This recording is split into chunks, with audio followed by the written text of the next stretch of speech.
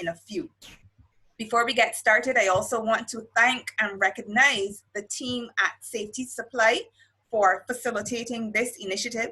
Safety Supply is a company that has been established in Barbados, and they provide support to other locations in the Caribbean, and they've done this for over 40 years. So they have, most of you are clients or you are customers of Safety Supply. And when we were discussing COVID-19, the restrictions and return to work, we just wanted to have a forum where it's not just sharing information and telling you, oh, this is what you need to do, this is what you should consider, but we wanted to have a session where you can ask questions, you can address specific challenges. So that is key, and I think that is one of the major differences in terms of today's session. My name is Natasha Joseph. I'm an occupational safety and health professional. Not only is my key area occupational safety and health, but I'm also in emergency management, business continuity. So my portfolio is quite diverse. I have over 10 years experience working in a diverse range of industries, from beverage, manufacturing, automotive, distribution, and I'm now in the oil and gas industry. I've worked with international standards that include the ISO standards for occupational safety and health, environmental management, energy management, food safety, quality. So there are a lot of different things that I do, but what is most important in my approach is understanding people, culture, and behaviors. And I think that has helped me in the successes that I would have achieved in my career. So I just want to make one more check.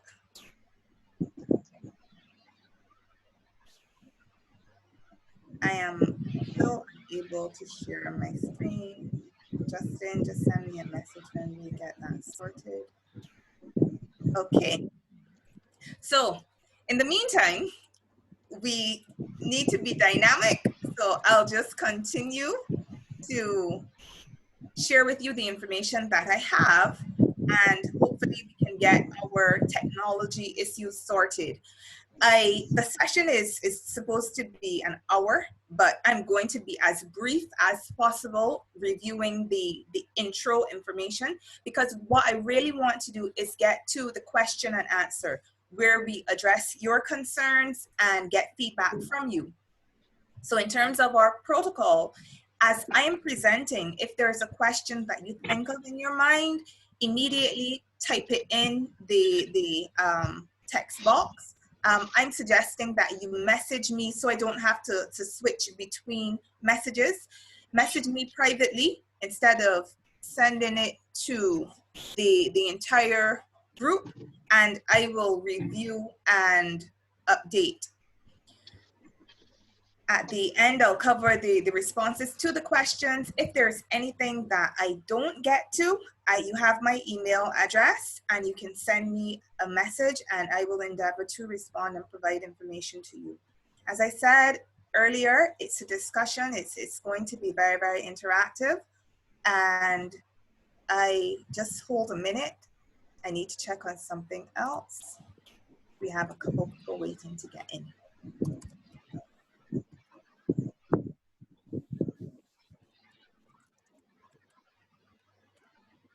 Alrighty, so the first thing that I want to cover is my disclaimer, and the audience that I would have tailored this discussion for is an audience that is assumed to have a basic understanding of COVID-19 and its symptoms.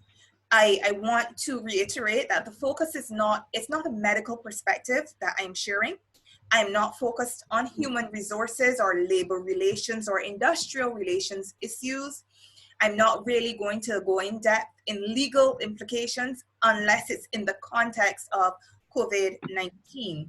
The aim is to have to broaden the discussion and explore reasonable options in the context of occupational safety and health and the associated best practices. So that's just to give you a reference point in terms of what we are doing. It would be remiss of me if I continued without taking a moment to recognize the persons who would have been affected by COVID-19, whether it was the loss of a loved one, loss of employment, or the changes to their employment that would have been associated with the restrictions and the regulatory changes. It is a very, very unfortunate situation. I want to express gratitude to the frontline workers who continue to be out there addressing these issues. And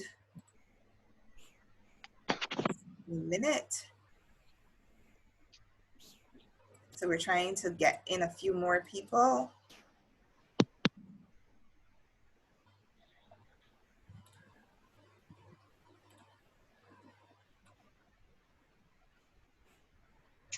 Okay, so I think we have everyone in now. Let me see if I can share my screen with you.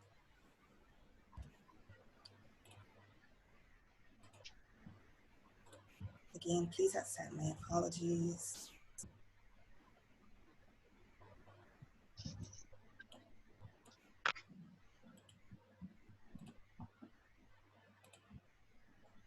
Okay, perfect.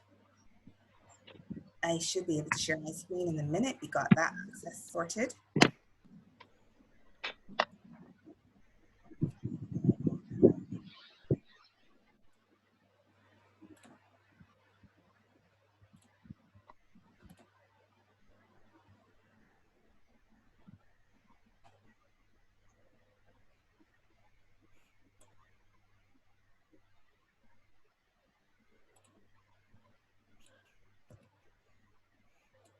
Okay, so just give me another minute, please.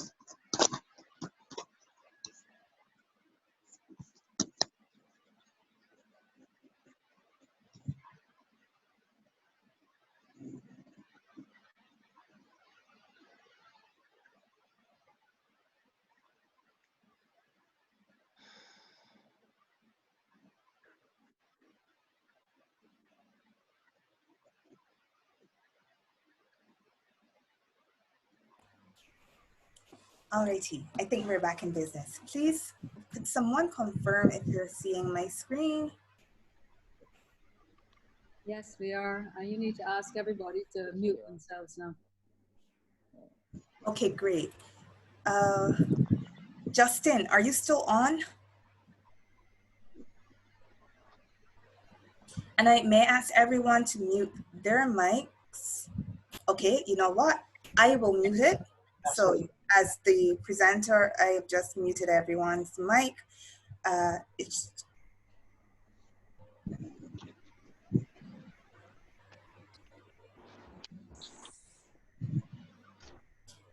Justin, I need you to continue to monitor the waiting room because there are a few people coming in and it's difficult to check both while I'm doing this. Thanks. Okay, we're back to business. So sorry about that. Yes. So as I was saying, this is going to be a session where we think about action, we think about how we are taking our next steps and what it means in the context of our environment. The objective of today's session is to provide access to reliable information, and we will also want to explore best practices and practical guidance to aid in the COVID-19 risk management process. The scope of today's presentation, we're going to be looking at the work in the context of our policies, the workplace, our workspace and our work activities as well. We want to consider the worker as part of an ecosystem. So what they're doing at home, in the community and in their commute, in the workplace, and we also need to consider how the most effective means of addressing control. So a lot of people have been asking about screening. And in a few other sessions that I would have conducted, persons are saying, hey, I don't think screening will be effective. However, the screening alone is not the only control measure. One of the basic principles in health and safety is implementing a series of controls so you get the most effective overall risk management.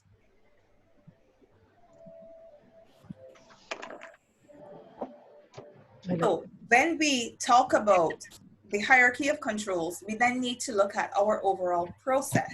How are we looking at persons before they come back to the workplace? How are we also addressing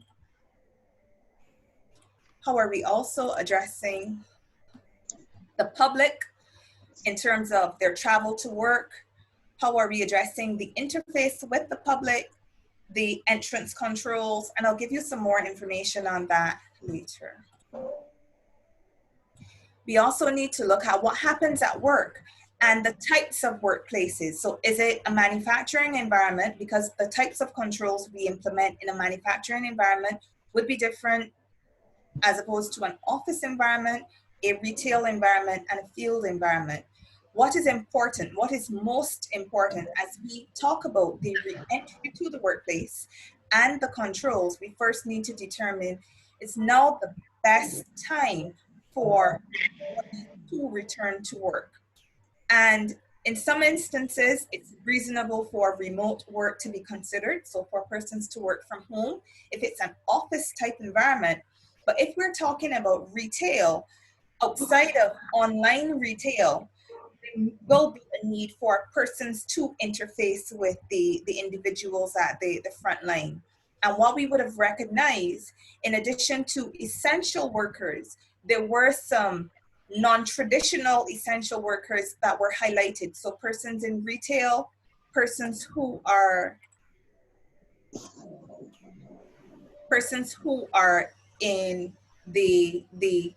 who are cashiers, persons who work in sanitation. These are all individuals who would have provided essential activities during our lockdown period in response to COVID. We'll have a couple of mics that are not muted. Justin. Hey, they're looking at me. All right. Okay, so I'll Work it. Hey!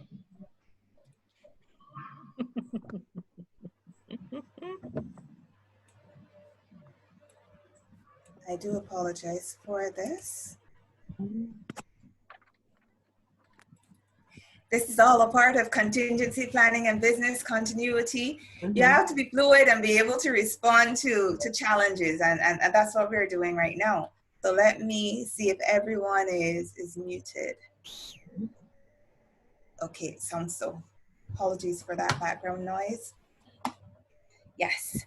So common spaces, we need to look at how we're managing those areas. Meeting rooms, avoid using meeting rooms if possible. If it's a situation where you have to be at work, go outside, go into the car park in an area where it is safe to do so and have an outdoor meeting.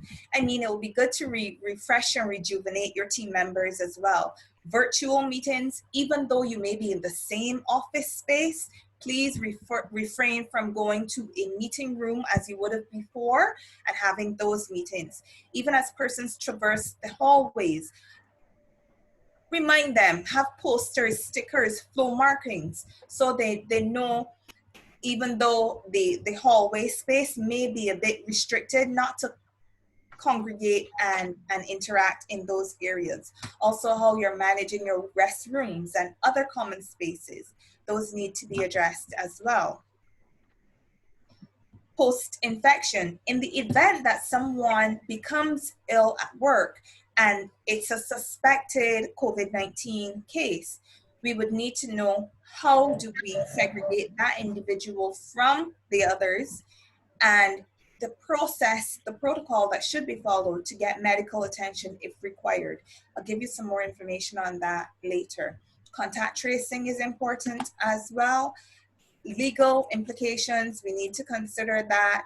Facility response, insurance and liability, they're also key considerations. So I'm assuming most persons on this call would be from Barbados. If you're not, thank you for attending and welcome.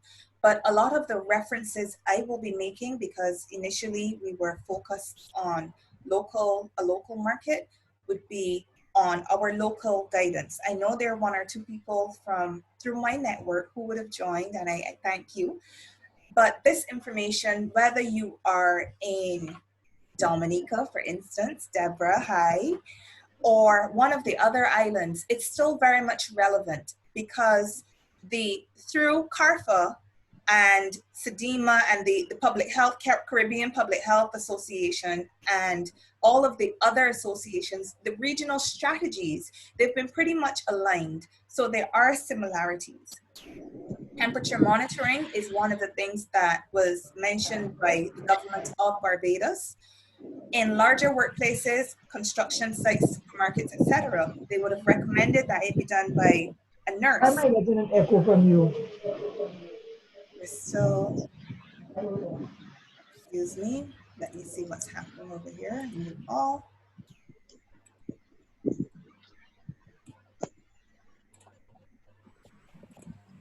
So I may have to mute persons individually. Like that.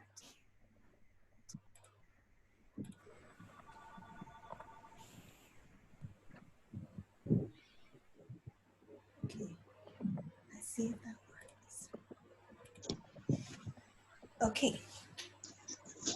So someone was saying they're still getting an echo. I hope that is addressed. We've muted. Let me just send a message, another message, so I can get some support here. Justin, if you're hearing me, please, I need you to just monitor what's happening in the background. Thank you. Yes. Non-essential visitors to the workplace should not be allowed. Let me go back to temperature monitoring. You may be asking about the availability of a nurse. If that is not possible, you should consider using a certified first aider, and that person's, just hold a minute. Still getting.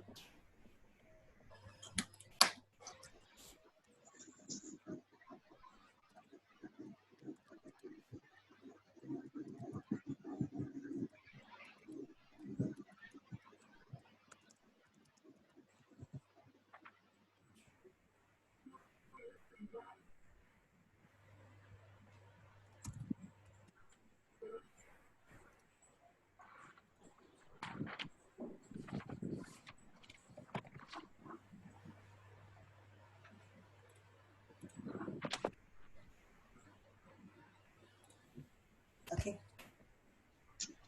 Right.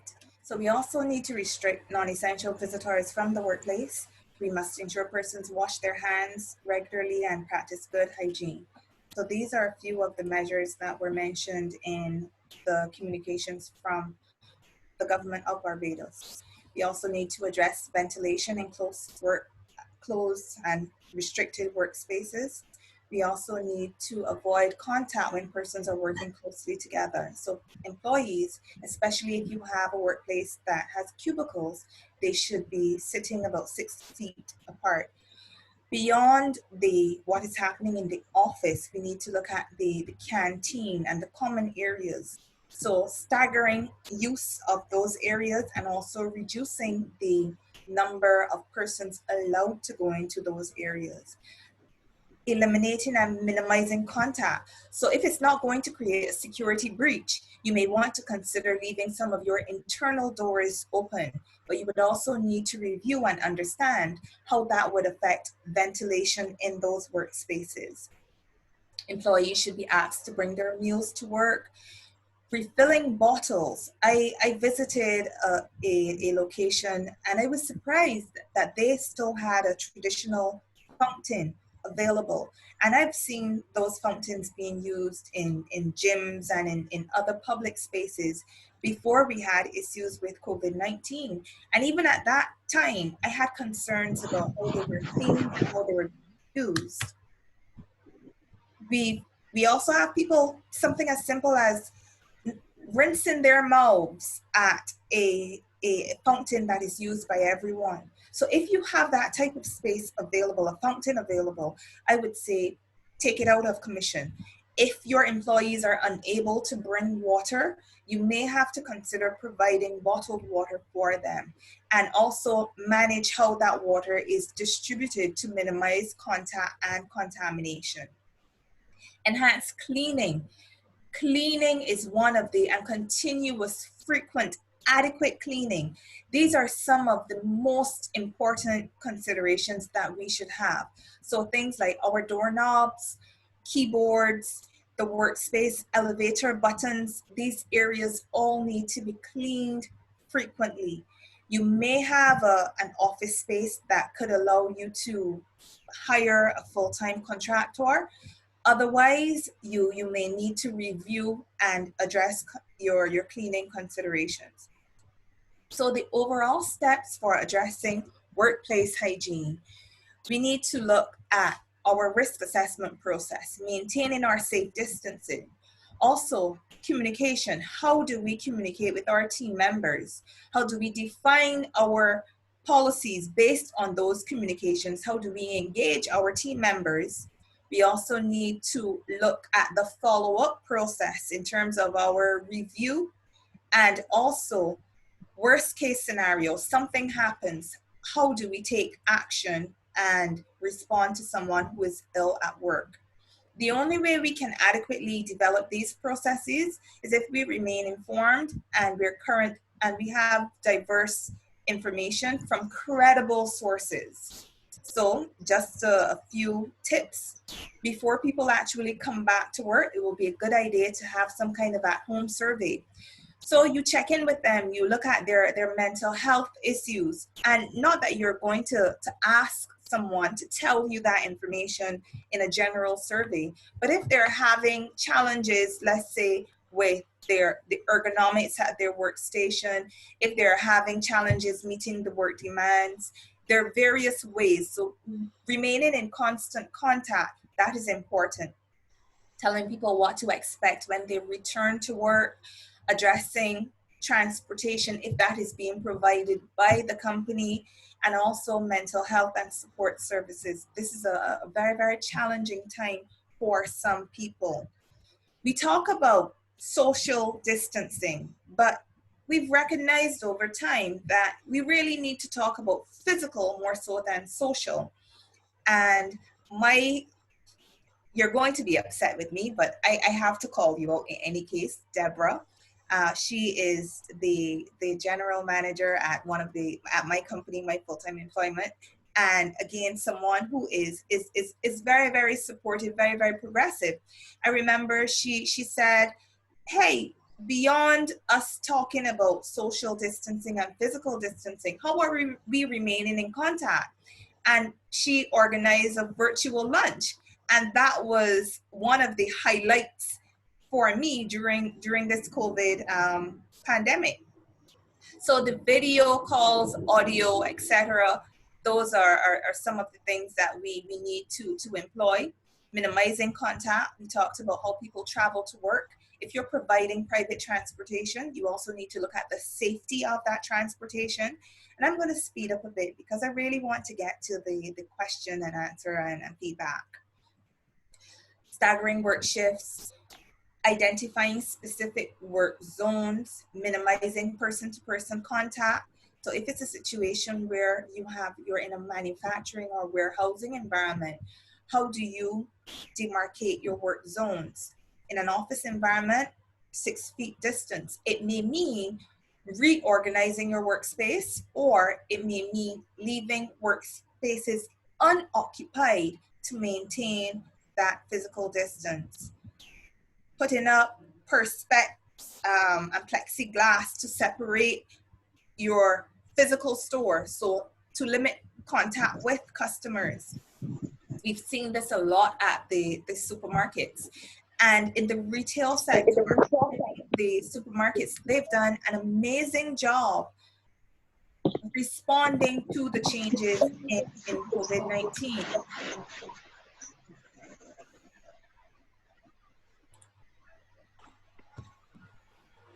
Yes. Still have a couple people who may be unmuted, and I'm not.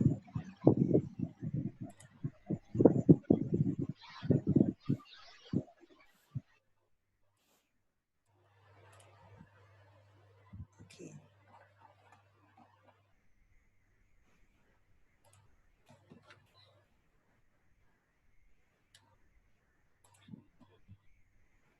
Yes. Okay. So now that we're opening different types of businesses, and we've moved beyond just the retail businesses being opened, we need to look at how we're addressing the layout of our stores, cleaning, etc. So those are just a few considerations. Common spaces, we talked about that a bit. You may want to close them. Our elevators and how we use them.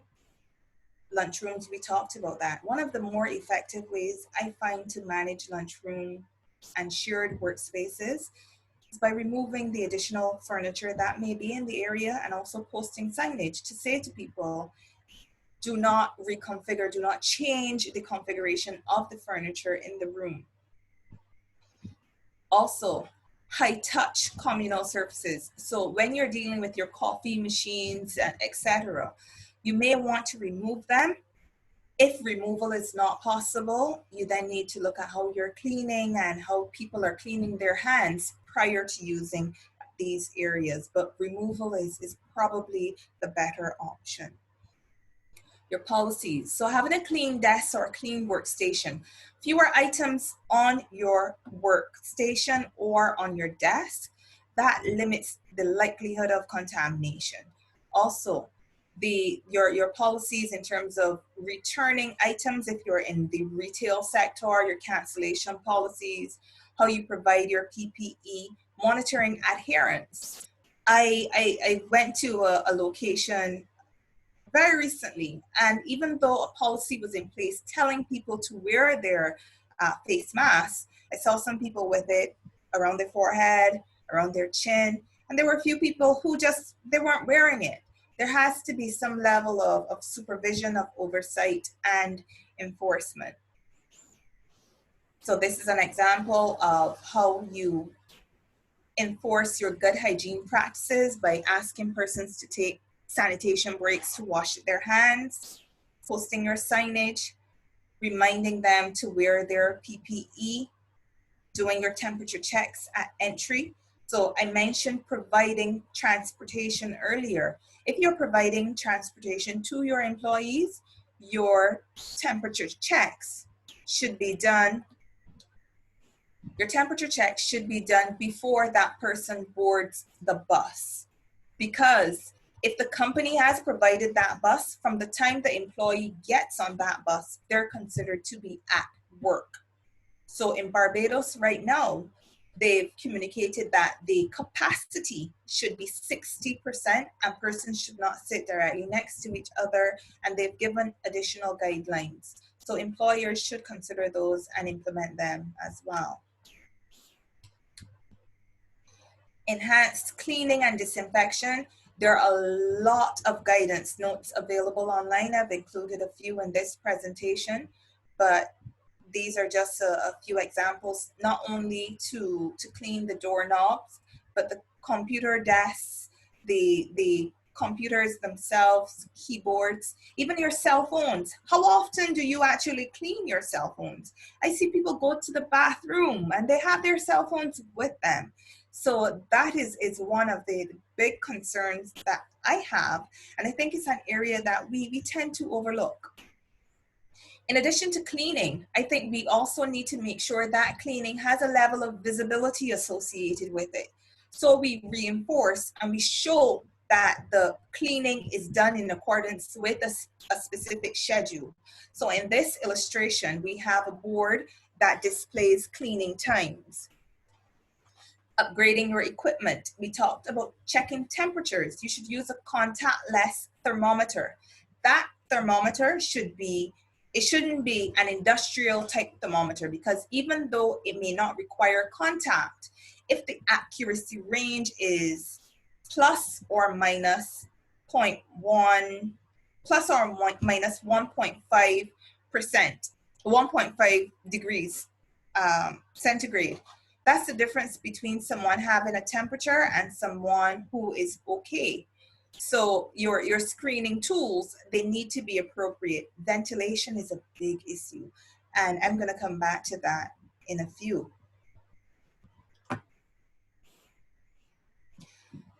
This is just not only telling you about your thermometer, but just ensure your first aid kit, first aid training, etc., they're up to date. Now, I talked about ventilation, right?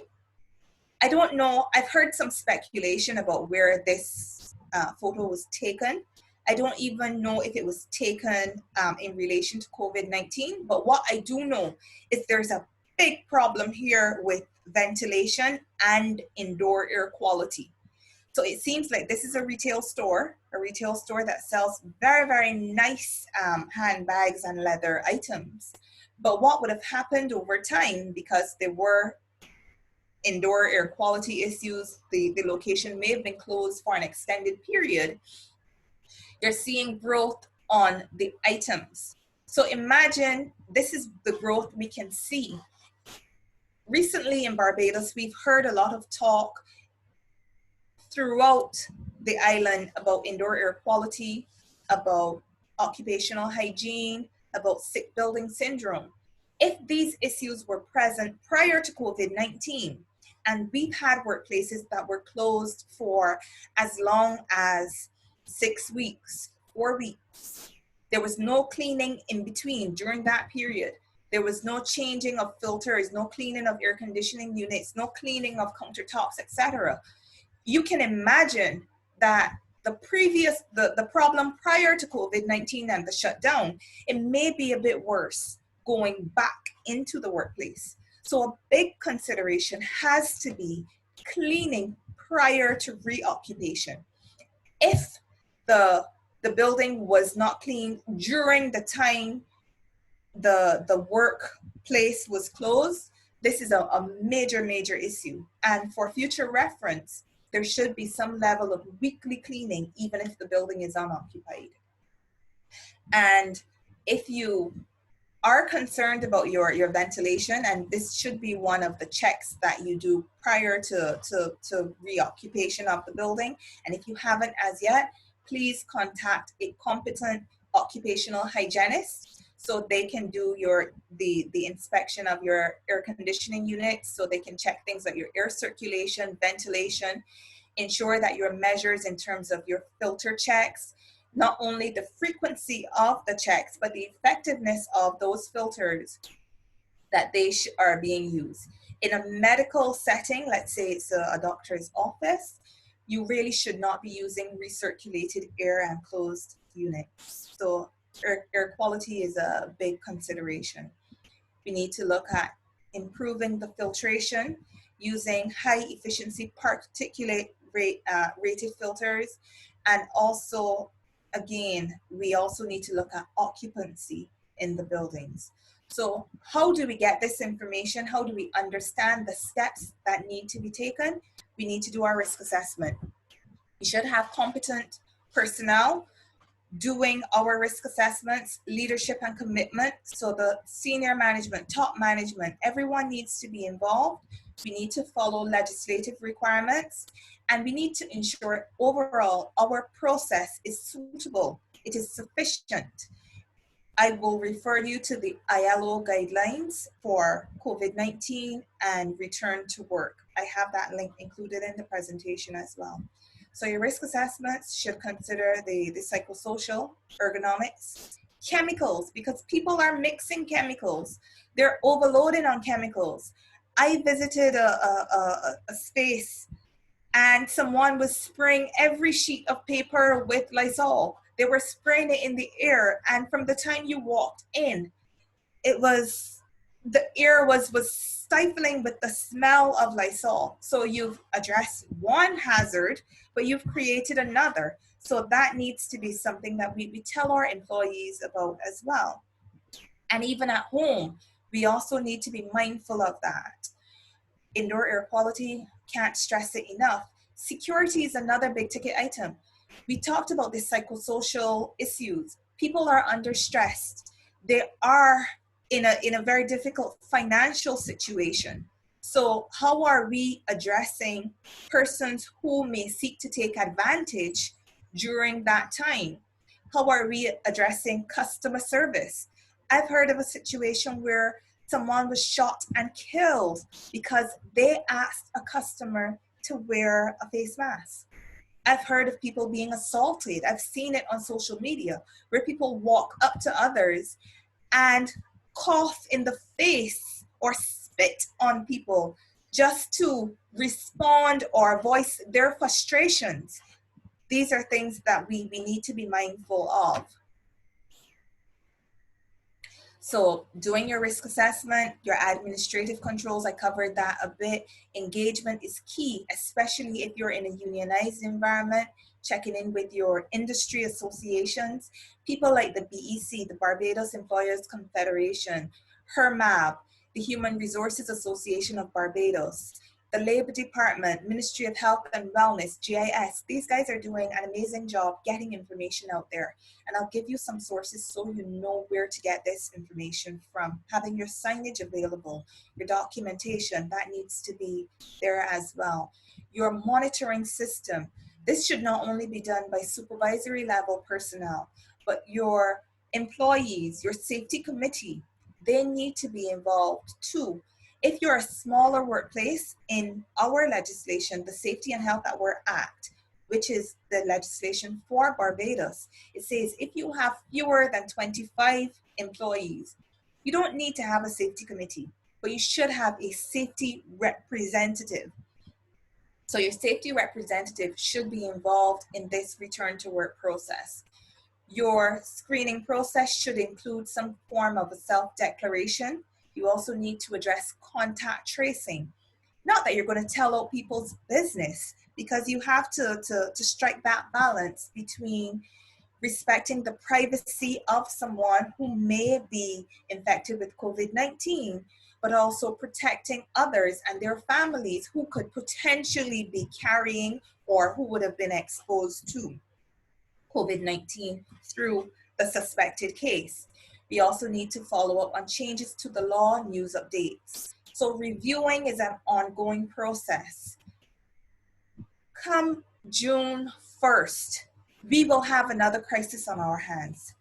If you haven't started thinking about hurricane preparedness as yet, this is a big ticket item. We need to address it because COVID-19 is already stressing and stretching our resources, not only from the human perspective, but the financial perspective as well. So HSC is not the only consideration. It needs to be emergency response, business continuity, and how all of that fits in to our crisis management process. Case management. If someone is ill at work, how do we deal with them? How do we limit contact? Do we have a designated area for that person? And in that room, our sick bay, wellness room, whatever we call it, how are we cleaning and sanitizing that room between use? How are we notifying the authorities? I mentioned contact tracing. This is all information that you should be aware of before. Personal protective equipment. That is the last line of control in terms of our hierarchy. But even though it should be the last item we suggest or we get to, we still need to look at that in conjunction with all of our other measures. So having good indoor air quality through our filtration and our air circulation process, our administrative controls in terms of our physical distance, layout of the workplace, etc. And then we get to PPE. And that's why Safety Supply is here to provide your PPE needs. If you need additional guidance on selection of PPE, they have a team of very, very well trained and competent persons who will give you information on that area. If persons refuse to work, this is something that we need to consider, whether it's a pandemic situation or normal conditions. They have the right to be safe in the environment that they're in. So if someone is refusing to work, how do we engage them? How do we do our investigations? How do we ensure that this process is free from discrimination?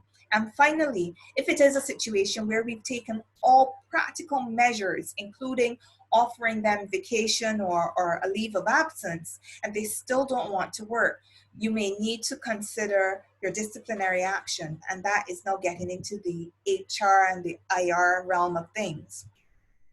So in summary, we need to have a plan, and we need to ensure that that plan addresses persons resuming work after being away for a long period of time. It also needs to minimize exposure of persons when they're at work. It should also consider individuals who are vulnerable, whether they are employees, third parties such as our clients, our customers, depending on the type of workplace. And we also need to manage persons who are working from home. Key to doing this is staying informed and getting reliable and credible information. So in conclusion, the information that I've provided, it may not be directly applicable to every circumstance and every type of business, but as I said, it was just to broaden knowledge and to stimulate some discussion. You need to remain current with the emergency orders and the applicable legislation. And you also just need to review your hierarchy of controls and the most effective combination of measures that can be used to guard against the spread of COVID-19. So for you who are Barbadian, the Government Information Service, they have a wealth of information. You can also get information from the official website of the Prime Minister of Barbados. The curfew directives, we're already at directive number 5, and that expires on the 31st of May. So ensure you're current with the directives. And also in the nation, the Prime Minister's address to the nation, that information clearly outlines some of the key recommendations in relation to return to work. We also have the Ministry of Labor. They've provided information, guidance for return to work. The Accidents and Occupational Disease Notification, they give some ideas on how to report suspected cases related to COVID-19. Primarily, it's a public health issue, but if someone comes to the workplace and they are ill and they infect others, it then becomes a safety, occupational safety and health issue. So ideally, you want to address that. And when you engage the Labor Department, they can definitely help you in the review of your existing control measures so you can take the necessary action to ensure a situation like that doesn't happen again. Again, be proactive. You don't have to wait until there is a situation at your workplace to engage them.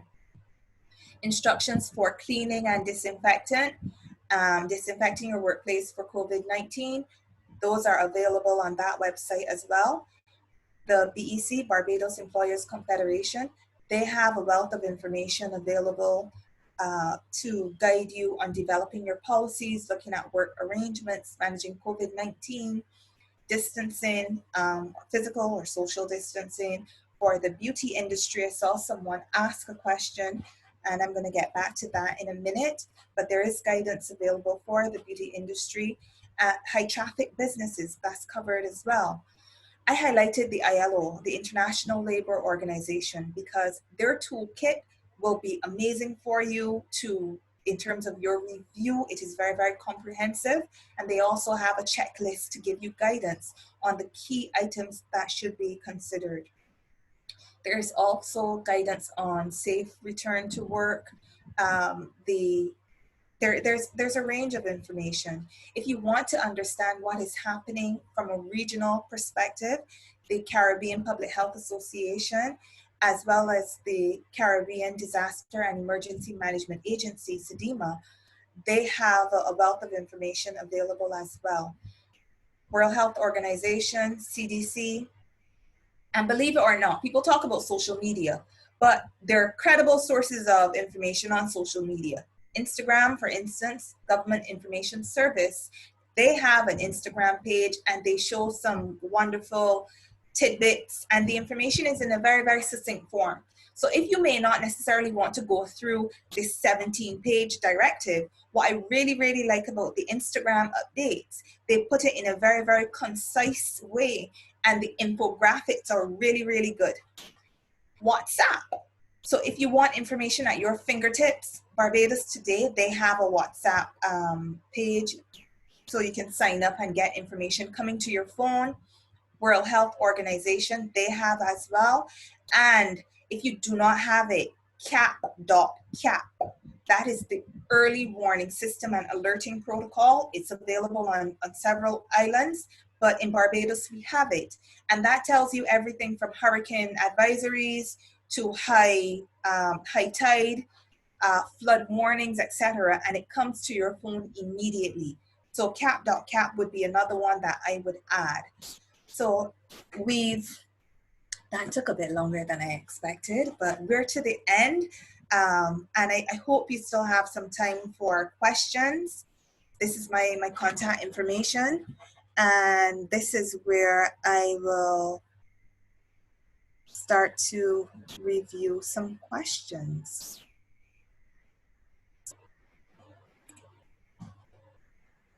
So Justin, are you still on?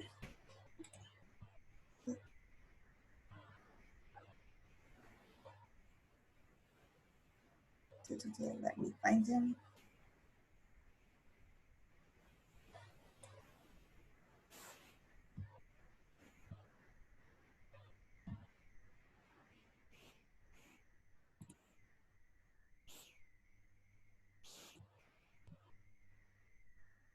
All right.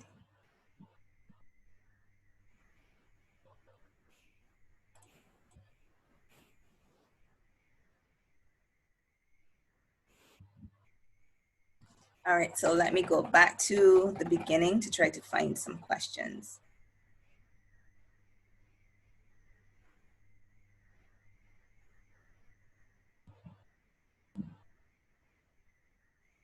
Okay.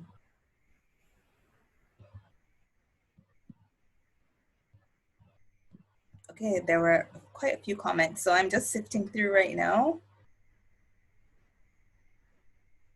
Okay, yes, if someone asks if they can get a copy of the presentation, I'm going to share my email with you and I can send it out to you.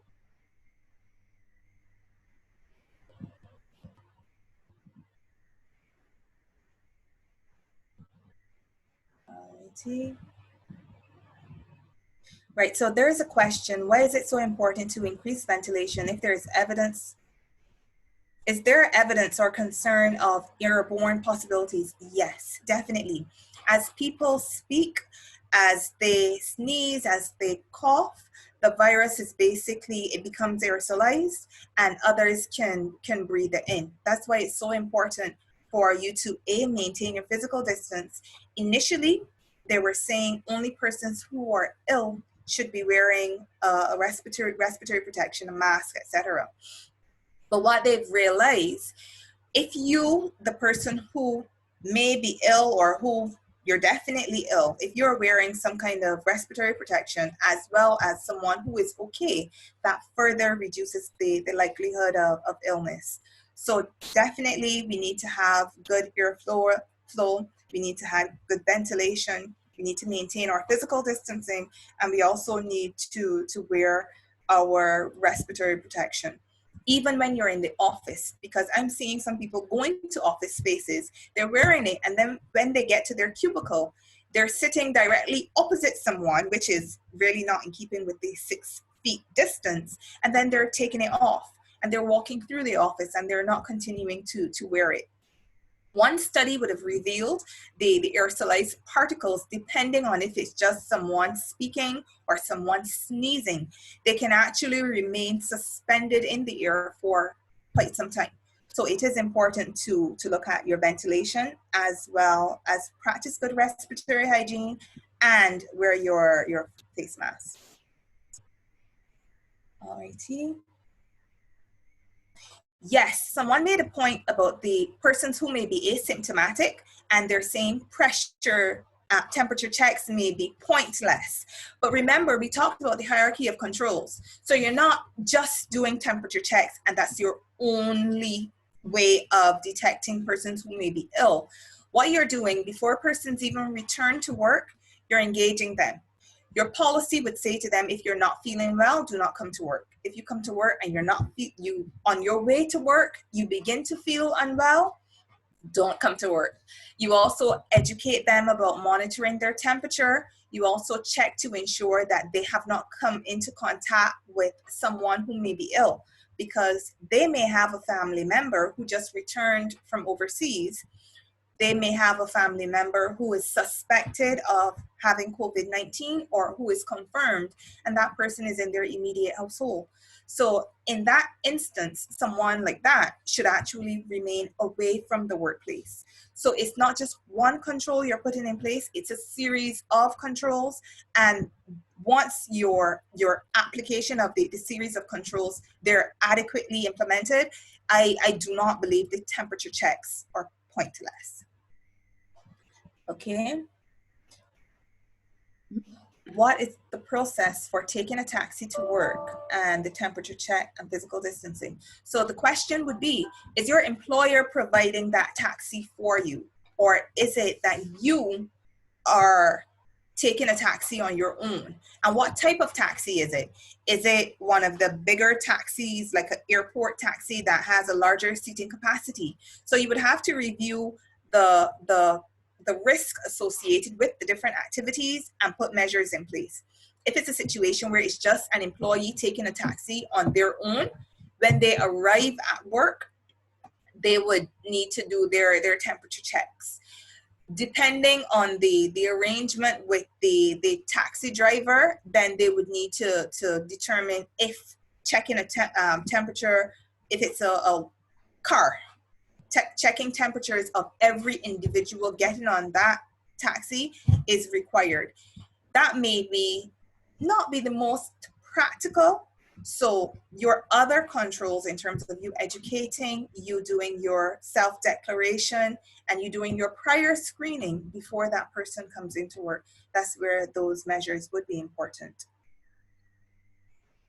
Okay.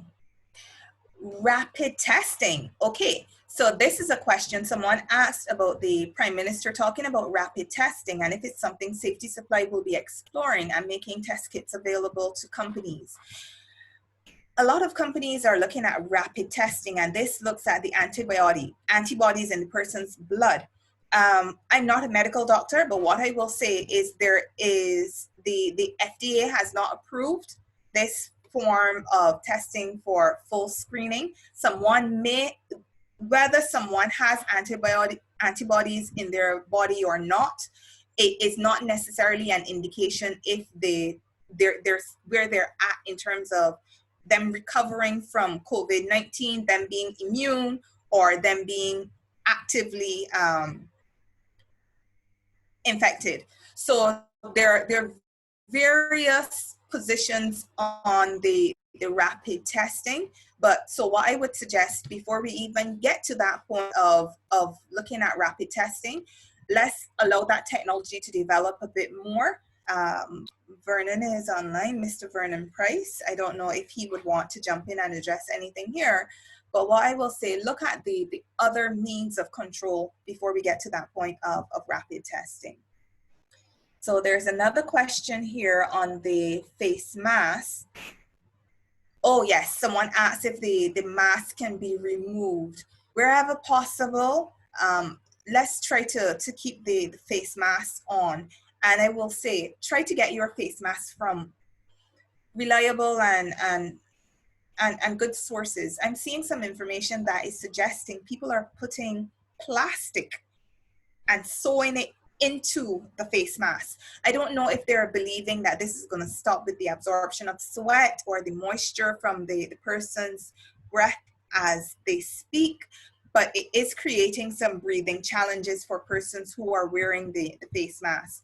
For individuals who have respiratory issues, even though you may not have to do a full respiratory fit test as you would when you're doing an N95 respirator, at a minimum, there should be some level of some screening questionnaire so you understand the respiratory health of the individual who is wearing the respirator. On that note, I also want to add, because we've recognized respiratory protection to be a form of personal protective equipment, under the spirit of the Safety and Health at Work Act, respiratory protection should be provided by the employer. So as an employer, you would need to review and make measures to address that. Definitely, if someone is in a medical setting, there's no question about that. But for someone who was in an office setting where they would not have required it before, you would need to review and address. Okay. So someone is then following on to ask, in a larger office, if yes, still wear your respiratory protection, because even though you may be 6 feet away from the other person, as I said, you're talking, you are constantly, expelling, moisture, and if you are asymptomatic, you could be projecting the virus into the environment. So best practice would be to continue to wear your mask even when you're indoors. So many buildings are air conditioned. So how do you increase the ventilation? What I will say to you, when it comes to the specifics, you would need to understand the current installation and operation of your ventilation system. So engage a competent person in that area so they can review and advise. They may need to make adjustments in terms of your air intake, but you would also have to be mindful that that does not increase the humidity in the workplace to a level that then causes mold to grow. So in taking or in implementing one control, you may actually cause another issue. So something like that, I wouldn't necessarily say for you to go try to tweak on your own. Engage someone who is a professional and who's competent in that area.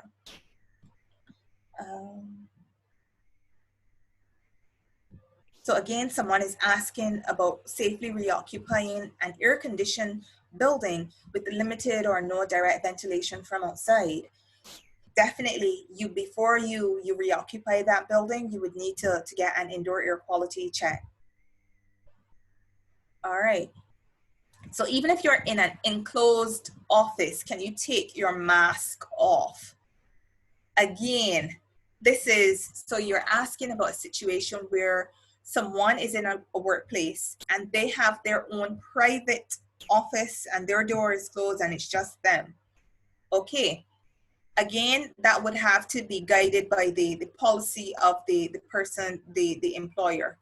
But to err on the side of caution, I would say wear the mask and review, because you may have a situation where persons are coming in and interacting with you. Definitely, if it's a situation where you have to interview and work with people, you may want to have some level of perspex or a plexiglass barrier. So even when that person comes to your office, you can engage them without and both parties are wearing the mask without being exposed. All right. Wow, we have a lot of questions. Let's see. Staggering work hours. Well, you're asking if we should be insisting on staggering work hours so persons can be adequately distanced. Again, that has to be governed by the policy of the business, because You need to evaluate the level of risk, evaluate the needs of the business, and determine how staggering will impact on the business. So it could be staggering, it could be extending shifts. There are a number of different controls that need to be taken. Without having additional information, I can't exactly tell you what would be the best action to take. What about fans in the workplace? Fans, in terms of this is just like a standing fan. The fan is just going to circulate the air that's already there. So if there is a challenge with the air not being cool enough, yeah, a fan can be used, but I'm just, the turning on a fan is just going to recirculate and actually is going to keep virus particles suspended. So if the question is, because the question here is what about fans in the workplace? If you're not wearing your respiratory protection, if you're not taking all of those other controls and you just install a fan, that will not be effective. All right. So someone is asking about the cloth masks and if they're effective since they can get wet with droplets from others. No, because the droplets, the size of them, they're really, really, really small. They're minuscule. But viruses, they're really, really small as well. So unless someone is coming and spitting on you or, you know, putting saliva directly onto you, I don't necessarily see that the cloth mask will get wet from saliva from others. But what is important is that you change your cloth mask frequently. So you should not be wearing the same mask for 2 or 3 days, depending on the type of work that you're doing. If you are in construction or you're working you're doing remote work where you're doing deliveries or something like that, and you're sweating a lot, as soon as that mask becomes moist, you need to change it. At a minimum, every 2 to 3 hours, you should also change as well. You also need to look at how you're cleaning it too. So when you're washing them, where you're hanging them out to dry, and also if when you're storing your masks, you should store them separately. So the clean one should not go into the same bag as the used one. The used mask should actually be placed in a bag, and that should be tied and properly stored until you can wash it.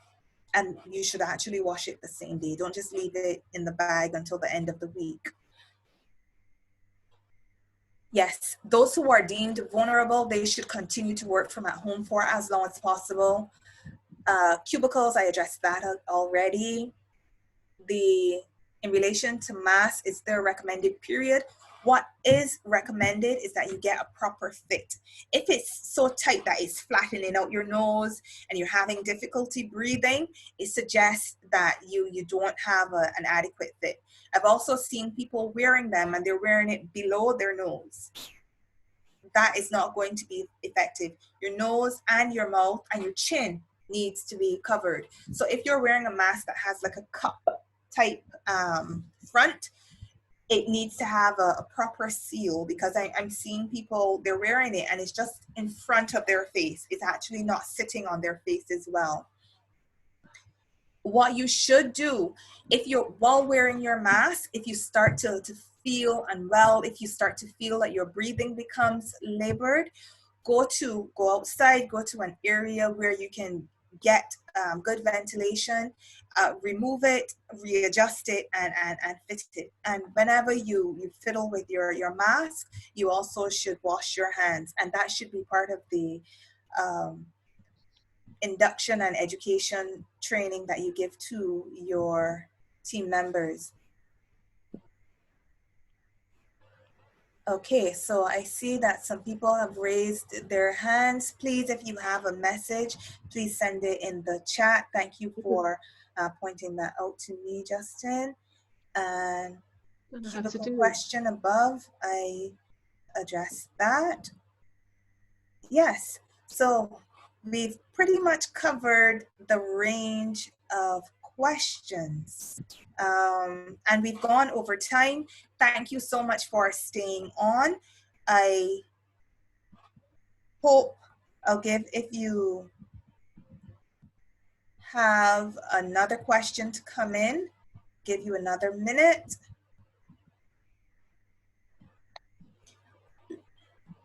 What I'll also do, I'll put back up my contact information.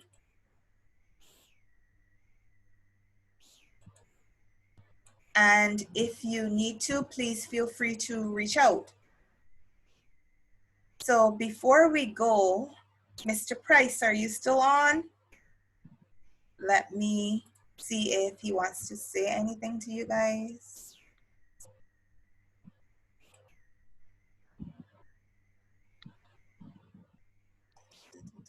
Oh yes, okay, I'm not seeing you. Oh yeah, okay. All right, so I think we have pretty much concluded. I haven't seen any more questions. Oh yes, no, sorry. So 2 more pop in. Calibration of the thermometer before shift. That doesn't seem like a question. So could you ask a question? I'll give you a minute.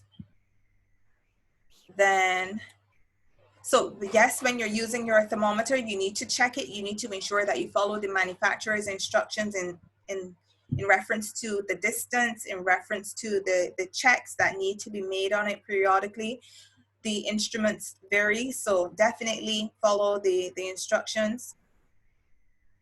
It's not, yes, it's not safe to wear masks while walking. Oh, somebody asked, this is a question.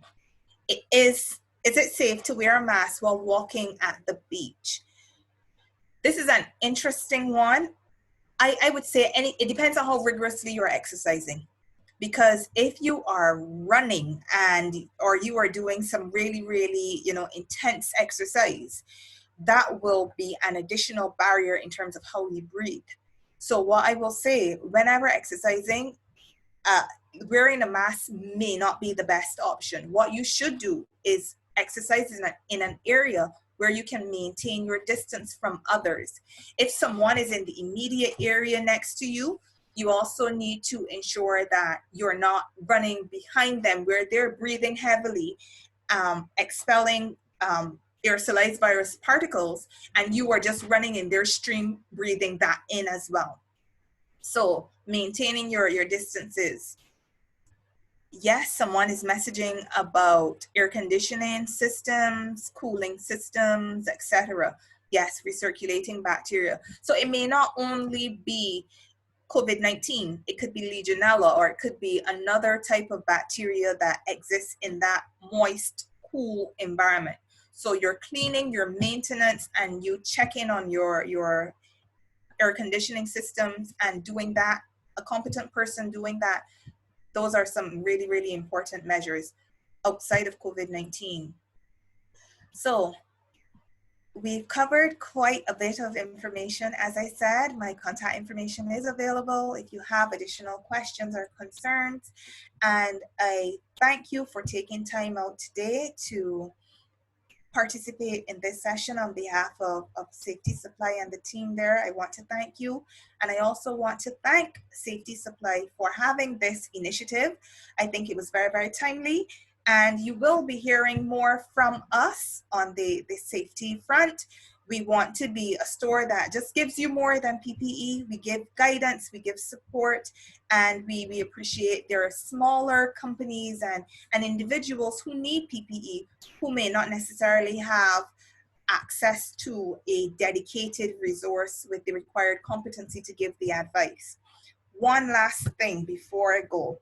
A respirator, the respirator with the vapor cartridges, that should not be used as a face mask. I would have seen someone who removed the cartridges. And when I said to the lady, I said, may I ask you a question? I said, I just want to ask you about the respirator you're wearing.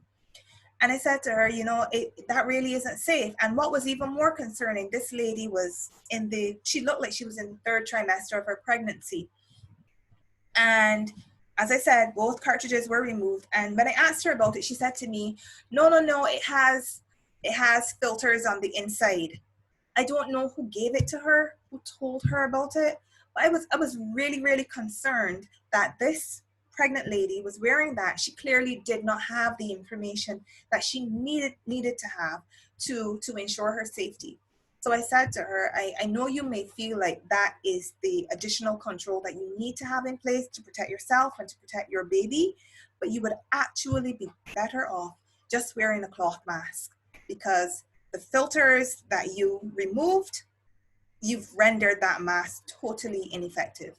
Beyond that, in her advanced stage of pregnancy, I don't know what her respiratory condition was, but it really is, it's not the safest for someone to be in her condition to be wearing those masks. So again, we all have information where you can share it. This is a community effort. It's a disease that's impacting on all of us. So let us continue to work together to share information and make ourselves safer and get back to the new normal. Thank you. Have a great day and enjoy your weekend.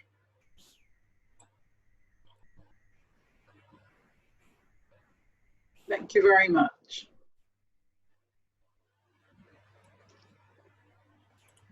Thank you. Have a good day, everybody. Thank you. It was very useful, very informative. I will be sending you an email.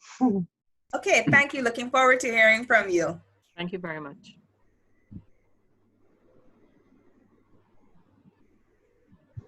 Thank you. Bye-bye.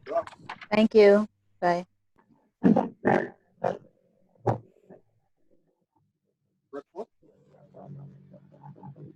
So how do I get off?